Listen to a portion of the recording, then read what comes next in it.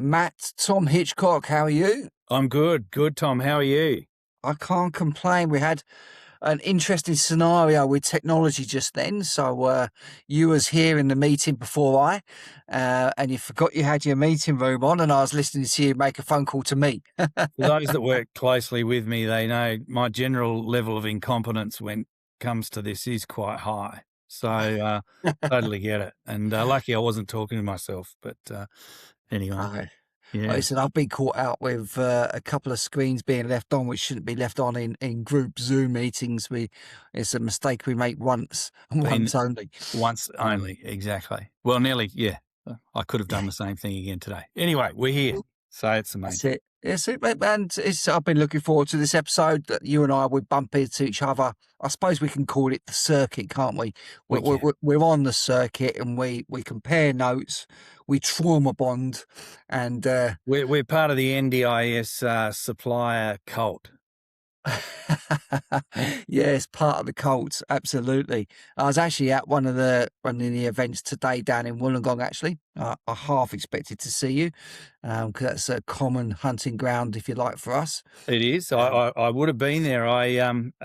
But we've done 10 days on the road. Well, not on the road, but 10 days. We were fortunate enough to, with school holidays, we took our youngest back home to my heartland in outback South Australia, and then we traipsed back through Thredbo for a bit of mountain bike riding, which was good. And I only got back yesterday, so I thought with admin and my frailties, I'll not go to Wollongong today. That was my excuse anyway, Tom. It was a good one. Oddly enough, for those who don't know about Able Plus, it's essentially speed networking for the sector. So they have stalls, people go around, you get 5 minutes to introduce each other and your services, and that's your networking. It basically means you're forced to talk, which is good. But I didn't have a stall. I went around today. Okay, they used the purple T-shirt as a marker, but I went round with a participant this time, which is quite an interesting dynamics. It made the conversation completely different. Yeah. And the good thing, Matt, is they're a referral for you because they need your services.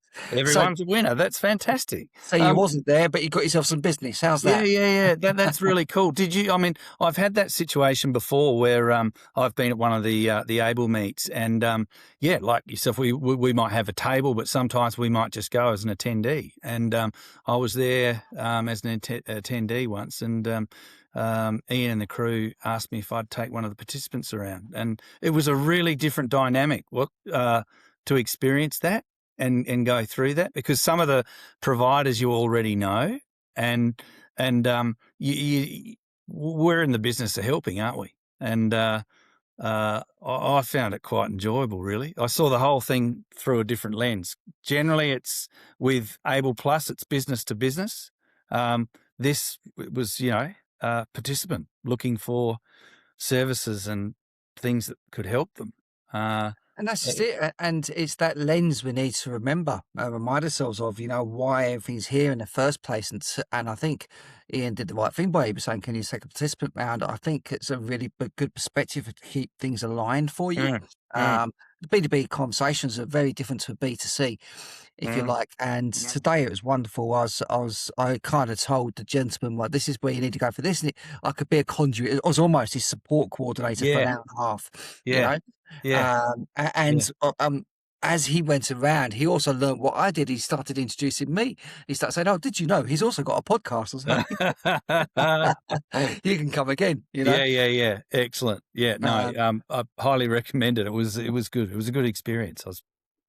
And how was Thredbo? Thredbo was really good. We had some pretty cold wind out there. The kids were off the mountains because they're all mountain bike riding this time of year, and they closed it. They had a bit of snow up there and a bit too much wind. So day 2 of the 3-day trek was shut down. So we just managed to sort of entertain them and ourselves. And but great. It was really good. We came through the western side as opposed to the normal way. We were all the east coast. We generally just go through Cooma and out through Jindabyne and that way. But this time we came back through Albury and back through the back country over the other side. And it's very, very different country out there.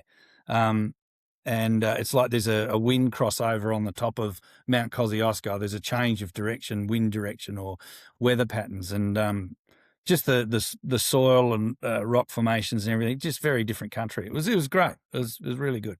First time out there was good. For our listeners out here that are especially from the UK, which we've got a sizable chunk of that, it would sound peculiar to them talking about snow in Yeah, Australia. yeah, It's not something that we can perceive, it's difficult to understand, but it's quite interesting when you say you've got a completely different country going around the other side of it because of the prevailing wind in the UK, because the prevailing wind is so instrumental in the weather, how it works there. Literally shapes how things are and everywhere you go, and it yeah, determines where you go and why and when. yeah, But we're not used to that in Australia because it's so yeah, vast and open and yeah, flat in many yeah. cases. Yep, yep, no, spot on. And love and know the UK well. I've got one of my kids is there at the moment, and yeah, totally respect that. You used to work your way around that, and certainly we're in East Anglia for a lot of the time, and Scotland, and it is shaped by wind and weather, isn't it? And what you do when you go somewhere. That's it. Well, you got the island and you got obviously Scotland and all that. It's obviously a lot more higher ground than that, and they take the brunt of all the Oh God, yeah. Atlantic wind, We know water. nothing down here in It dumps it, Australia. and then you get Yeah, to East Anglia, and there's a official desert there, yeah, you know, and it's most of it, if you go up Norfolk, is 3 meters below sea level. yeah, It's like yeah, Holland, absolutely. you know, Yeah, you know, and it's completely different. that's right. We've dumped all the water up there, yeah, we've got a Yeah, whole different dynamic. yeah, exactly, exactly. Yeah. So, maybe for the people listening into this, obviously, I think people can join the dots on the sector that we're in, but tell us a little bit about what you do business wise. Yeah, sure. Well, essentially, we're a glorified cleaning company. Let me say that. But we work primarily as a registered NDIS provider.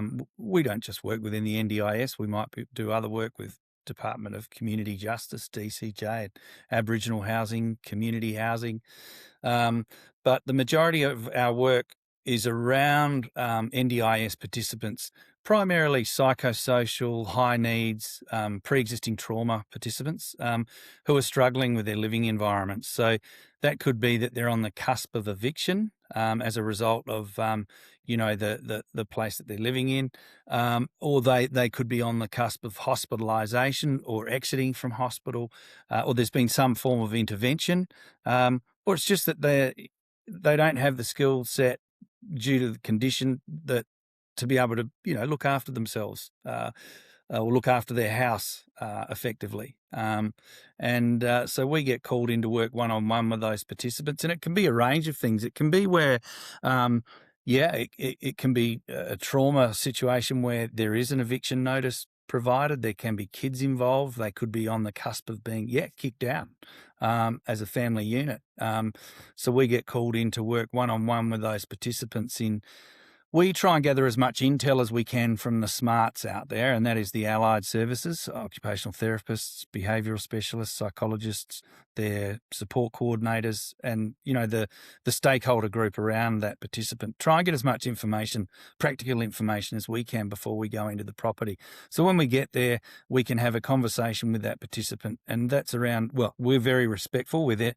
We certainly ensure that we're not there to judge. We're there to assist them, and that we're primarily there for them, not the environment. And once we that they can understand that, and it happens quite quickly, and they can trust us, then we can start to work with them on a plan. Now that plan might be that we've got to have a very fast reshape of that place, and that is a very quick clean up so they can get the ticks in the right boxes to retain tenancy. And that will be where we're going in, and we have to make some pretty clear boundaries with that participant quite quickly, and that's obviously because they're forced into it because they know what the situation will be if they don't come to the party. Other times we're doing a lot of work one-on-one with a participant that might have pre-existing trauma around hoarding, and that can be a program that might have to take months. And we're talking sometimes nearly years to dissect and gain trust and be in there just as touch points, whatever they can manage, because these people often have with trauma, there's anxieties, and we must respect that. So our team work around the participant, and every job is different. So yes, it can be a fast fix where there's a lot of trauma, a lot of moving parts. We get in like a military operation and we fix things within 48 hours, and that can be anywhere in New South Wales. It can be in far western New South Wales, northern New South Wales, on the south coast, and we have to rally quickly. But yes, the other components are the participant may not be in that situation. They've got a bit of leniency with time, but they need to be put back on track again. So there's a lot of working with the participant one-on-one, gaining their trust, and that dissecting or working through hoarding. That can, as I said, can take months. And that then translates into having our normal cleaning operators work with our declutterers and hoarding specialists. Our cleaners will work in conjunction with them in getting that project worked out over time. But it's not about just leaving once you've cleaned a property. It's not just about leaving it. It's about how do we maintain that, and how do we keep a dignified living environment for a participant who's incapable of doing that and needs help. And that is, so we look at the situation with the participant. What's the likelihood of them not letting us back in the property? Once we've cleaned it, we can say, okay, great, we've cleaned it. We've had a big, massive cleanup. But then week by week, we've now got access. We can go in and send a cleaner in once a week for 2 hours. But what happens when they shut the door in 3 or 4 weeks because they've had an episode or there's a situation, and behind the door, the problem builds up again? So we work very closely with occupational therapists and support coordinators, plan managers, etc., to ensure that funding is in place for when, if I may say, the shit hits the fan. So if there's another episode where there is a massive build-up, we've got forensic issues, we've got trauma involved, and we need to send in an army in 3 months, we use our skill set and try to identify that with the professionals and say, okay, yep, we reckon in 3 months this problem's going to be back. Here's what we need to fix it. And we're brutal. It's money. It's funding. Because if we don't do it, Mary Poppins isn't going to do it. So we need to identify the likelihood of when it will happen in our practical experience. Remember, we're not clinicians, but in our practical experience, when's it going to happen? And what do we need as far as resources to fix that?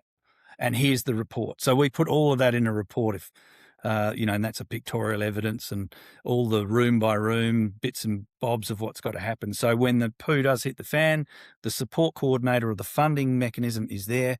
We can draw on that and we can fix it. Geez, I've talked a lot. Does that make sense? Have I confused? That's it. Just when I'm listening, eh? I like the way that you changed it from shit to poo. By the way, Right. The damage was already done the first time. No, that's me. Well, Tom, you know me. Mate, the whole point is to be real and to be yourself here. What I find interesting, you lead on calling yourself a glorified cleaning company, and full well that doesn't do yourself justice. It doesn't do the situation justice. And the reason I say this is because obviously we talk about the hoarding, we talk about the clutter, we talk about the dangers and sanitations around this. Okay, it's the effect it has on someone's life. Okay, so if someone's in a vulnerable space, maybe there's complex mental issues and what have you, none of that is going to help them. Okay, the environment they're in changes the trajectory of their life. It is massive. Absolutely. It is absolutely massive what we can do there. And the fact that you lament the point of, okay, so it's clean, the problem, the surface level problem's fixed, but the bigger problem may not be. Yeah. Okay. Yeah. Points to the headspace that people are in and the importance of the work that you do. Yeah. We kind of are like the pontoon that keeps the show afloat, if that makes sense. You've got the real heroes are, support workers or family dynamic or recovery coaches, the OTs, the behavioral specialists. They're the heroes. We're an adjunct to that. But once, to maintain a dignified living environment consistently makes a huge impact on a participant. And indirectly, we don't know how capacity building is something that's thrown around a lot. It's like trauma-informed specialists.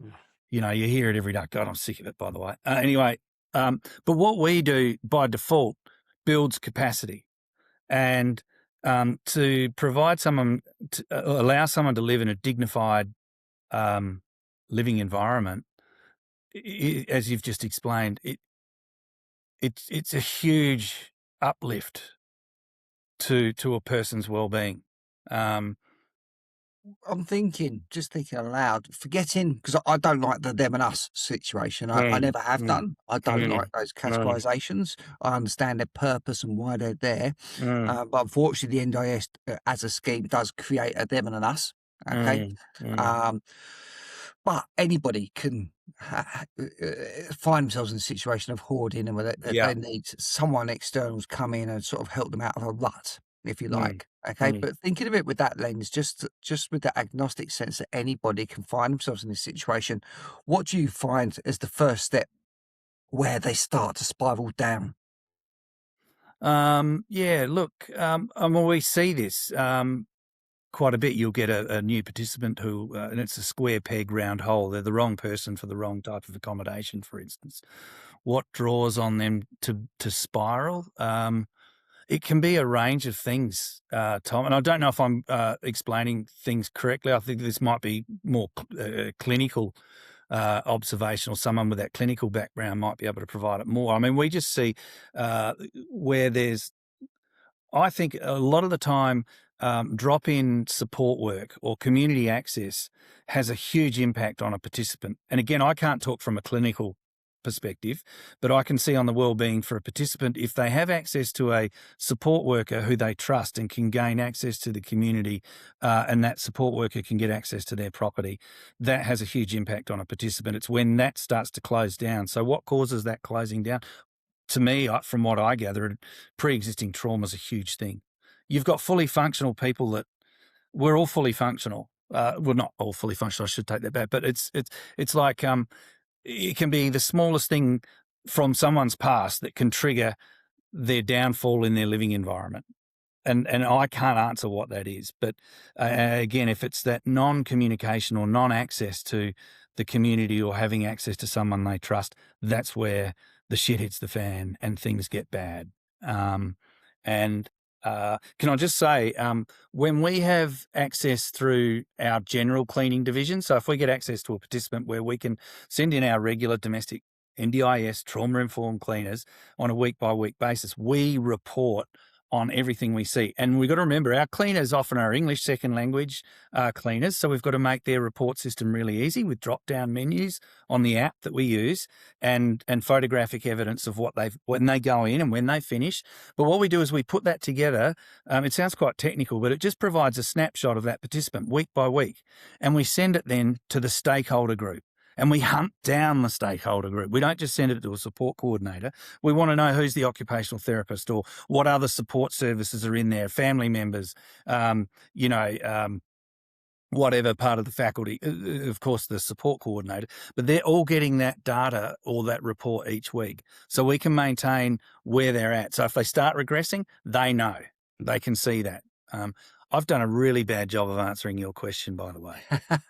No, you haven't. It makes perfect sense to me, and what I do like about your responses is keeping yourself in your lane as well. It's okay to have observations from our viewpoint, but if we're not that professional, we can't put that sort of compounded statement down on something. This is the pattern. This is where it comes from. We're only being objective. Yeah. We're doing our best as humans to identify if someone's struggling. And how do we do that? We do that through a reporting system. And it might be when we go in and we do an initial assessment of a big problem, the initial meet and greet of a participant to fix a problem. It's the same thing. We'll do a complete environmental risk assessment of that property from go to woe, everything, including what we can provide as far as intel on the participant themselves without being clinical and overstepping our boundaries. And yes, we do that each week when our cleaners are in there as well. You've got to be able to provide that intel and that data back to the core group for the well-being of that participant. Yeah, couldn't agree more with that. And we find that across the whole sector, really. The data's the key, the reporting is the key. Oh, yeah. Use of the data is essential. So we're Yeah. not having a slapstick approach to And we're hearing it, aren't we, Tom? It's like more and more. And now the NDIS, rightly so, there's been blowouts or there's been misuse of funds. And now it's up to us good guys. We're the ones who have to cop it. But to retain our organisations and be functional, put bread on the table. It's like it comes down to reporting and justifying doing what we're doing. And fortunately, I think that's something we've always taken on board is, we're not just cleaners, we're actually out. We've always been good at, reporting on what we do and justifying what we do. But, it's evolving, isn't it, within the NDIS, and rightly so, but it makes it hard for all us good suppliers. We can't miss a beat. We've got to be right on it to survive as a business, I suppose, and providing, good services to people that need it. I agree, but listen, you're clearly impassioned by what you do, which is commendable, and long may that continue. But who was Matt before this organisation existed? Where did your journey come from? It's a weird one. You're really looking at a camel trader. So grew up in outback South Australia, went to boarding school in Adelaide, really struggled. Parents were divorced, so there was a lot of trauma, and who am I to say trauma? This is it, like I look at my life and how lucky, we've all been. And, a lot of, trauma in my early days as a 5-year-old, parents splitting up, my mum moving to Sydney, my dad back in outback South Australia. This really strange, two ends of the spectrum, trying to work that out. So I started off in outback South Australia, boarding school in Adelaide. Left early because I had real ADHD and I just could not learn. It was very frustrating for my teachers because I could speak and present well, but they couldn't work out why I just couldn't learn at the coalface. And it was quite destructive. And so I left school halfway through my year 12, HSC, matric, whatever they call it. And I went jackarooing in outback South Australia. And it was like an adventure. It was just the best thing for me. It made me. And worked on big cattle stations in northeast South Australia with family-operated businesses, not company, which was really good because every cent had to count. And it made me really understand how people scratch and work through life and make things work. And then I was on this station.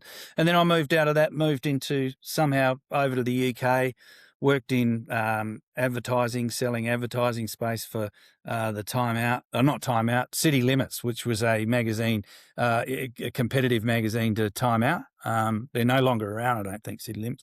And Because you left, that's what it is, mate. That's what it is. They just lost all revenue, just went straight down, and the thing closed. They probably couldn't wait to get me out of there. And then lived in the UK for quite a while, farming and working in an executive role here and there in London. Moved back to Australia, worked in inbound tourism marketing, and eventually into Sydney. It moved into advertising, where I looked after again the Ayers Rock Resort, which was part of a large conglomerate, Lend Lease, a large company here in Australia. They owned the resort, but I was in advertising, looking after their resort brands, and so from there I was really missing the bush, and I was really I did not like the corporate scene. I always wanted it, and I didn't want to. Once I was in there, I knew I was unhappy, but I said to myself, I've got to stay here, and I did. Long enough to meet my wife, Ali, and get us set up and bits and pieces, but I just couldn't stay there. And I really wanted to go back to outback South Australia, but through family dynamics and family businesses, that didn't happen. And in hindsight, a good thing. And got myself a cleaning business in Sydney just after, I think the early 2000s. It was a franchise of ChemDry carpet cleaning, and that gave me the people were going, "What are you doing? You've gone and got all this inertia and all this experience, in advertising and marketing. You're going to go and throw it all away. Why would you do that?" And I just had this vision that I could do it. And what it was like this thing: you could go out and do a job, make money, but I didn't realize it, helping people overcome a problem. And then we got into flood restoration, and then we got into sort of helping the Sydney Ferry Corporation doing the cleanups of the ferries and things like that. And then the NDIS came across, and I was doing more and more work helping people, NDIS participants, with our carpet and upholstery cleaning business. And I thought, hang on, there's more to this. And so I brought in a business partner, and we created my previous company, which was Cleanabilities, which is still running. And I was brought out a couple of years ago. But that's how it sort of came about. We're in the cleaning game, and the NDIS was there. People needed rescuing. And then I saw, I reckon there's no one doing this. Logistically, we can build a program to help people with hoarding and squalor issues. And so it all sort of came around from that. But that's my journey. What a weird conversation. Well, anyway, I hope I haven't bored you too much with that. But it's nice because it means people can resonate with it. There's people that are maybe doing a vocation that doesn't really align with them right now, and they haven't Yeah. just need that little nudge to actually know it's okay to pivot. It's okay. There is transferable skills. There are things you've learned here that you can apply there to make you stand out, make you fly. There's an element of trial and error as well Mhm. to allowing yourself find that purpose, that thing that, you know what, I was in the mood for work, but now I do what I do. I am. Yeah. Yeah. You Yeah. know? I look at my, I mean, when I was a jackaroo and exploring the outback and all that kind of stuff, that was great. I was alive, and, you can't I find it hard. That was such a great time. Worked all through that, got into advertising, hated it. And I was wondering, what am I doing here, And I had no purpose. That was it. But when I worked through the little carpet and upholstery cleaning franchise, and you start helping people and you start getting that inertia going, you suddenly find, hey, you've got all these administration skills or marketing skills or just communication, talking to people skills, and being able to put that into, hey, we've got the tools and we've got the resources. Let's get stuff done. Let's help people. Let's make money and survive as well. And it all comes together. There's no degree that could help me in doing that. And, I always say with our business, at some stage, we might need to have, a positive behavioural specialist or an OT in-house. I'm not going to go and do that course. No way, because I can't. But I reckon I could plug that person into the team and make that person part of the ecosystem of what we do and get a result, So it's real camel trading stuff, but it's just having that vision and that drive and that inertia does help, I think, Tom. Yeah. You can do anything when you have that, that drive. And I think what we do is this NDIS gig is a bit of a drug, because if you help someone and you can see that you've put a smile on their face and kept it there and given them some hope in whatever it is that you do for them, and as long as you're paying your bills and running your business properly and effectively, and being compliant and doing all of that, you can't go wrong. It just sucks you along. I'm actually a leech. I probably just sit behind everyone. I'm just following this, this energy of helping people. It's I'm just being dragged along with it. Yeah, no, I hear you loud and clear. I know once the NDIS entered my world, it sort of grabbed me by the ankle, wouldn't let me out Yeah. again. But no, you ain't going anywhere. We need you here. And You told me through that. all I this, remember. you're enjoying Yeah. it. Yeah. And you know what I mean, don't you? Yeah. And I look forward to our trade shows. I look forward to our, our community get-togethers with our cohort. We're very fortunate to Yes. be in this, and I think the cohort around you and I, and our little community around us, and we say little community, but it covers a lot of country, doesn't it? Geographically, and all the different verticals and specialists and doctors and OTs and everything, and the cleaners, whatever they're doing, we know them, you and I, don't we? We know a lot of these guys, and we're very fortunate enough to be there, to have mentors all around us and provide ideas too at the same time. It's Yeah, a I do joy. agree. It's definitely a position of privilege, that's for sure. And It long may is. it continue. Absolutely. Yeah, here. Yeah. So, Yeah. all right, mate. Well, listen, that pretty much takes us to a wrap now. Yep. Anybody listening to your story wants to know more about your business, your journey, or anything that resonates with them, what would be the best route for them to reach out to you, Matt? Yeah, look, I think the usual, if they just go to Residence Revival or look me up on LinkedIn, reach out to me through LinkedIn, or look at, our website, Residence Revival. The team will soon direct you through to me. And we're here to help. I mean, but at the same time, when we help, we gain information. So when we speak to an OT who hasn't quite got, they're worried about going into someone's property or the bits, they might ask about how we go through that. At the same time, we're always swapping ideas. So, I love hearing from, and we do, and you do as well, Tom. People are always reaching out to you. But yeah, LinkedIn and the website in answer to your question. Done. Well, I'm sure there'll be stampedes of people coming in. Matt, can you help me with this? Can you help me with that? Yeah, Wes. And we'll fuel your purpose somewhat. Excellent. All right, mate. Listen, lovely chatting, and thanks again for your time. You're a good man. It's lovely to see you, Tom. Hello again, I am Mr. Purple. Thanks again for watching this video. If you like my videos, if you like what we try to do here, please subscribe if you haven't done it already. The other thing that's very popular right now is the t-shirts, the Mr. Purple t-shirts. There's lots of people wearing these at the moment. You can grab yours on our website, copying this link below. So once again, thanks for listening. We love your feedback. Engage with us and speak soon.